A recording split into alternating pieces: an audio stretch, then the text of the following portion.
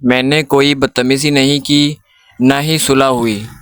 لاہور میں لڑکیوں کے ہاتھوں پیٹنے والا، بدتمیزی کا نشان بننے والا لڑکا۔ میں نے کوئی بدتمیزی نہیں کی، آپ لوگ ویڈیو دیکھ سکتے ہیں۔ لڑکیوں نے کاؤنٹر کے پاس آئے اور میں نے کہا کہ یہاں آنے کی اجازت نہیں، جس کے بعد اس نے دھکا دے کر تشدد کیا اور لڑکی تھی اسی لیے میں نے صرف خود کو بچانے کی کوشش کی، باقی صلح نہیں ہوئی ہے اور میرے ساتھ ظلم ہوا ہے۔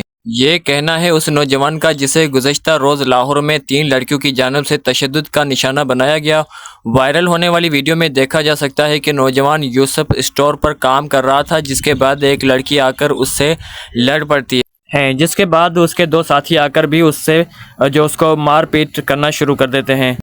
وہ یہ الفاظ بھی ادا کرتا ہے کہ اثر و سرخ والی لڑکیاں اسٹور ملازم پر تشدد کر رہی ہیں۔ اتنا ہی نہیں، بعد میں لڑکیوں نے خود پولیس کو فون کر کے بلوا لیا اور لڑکے کو گرفتار کیا گیا۔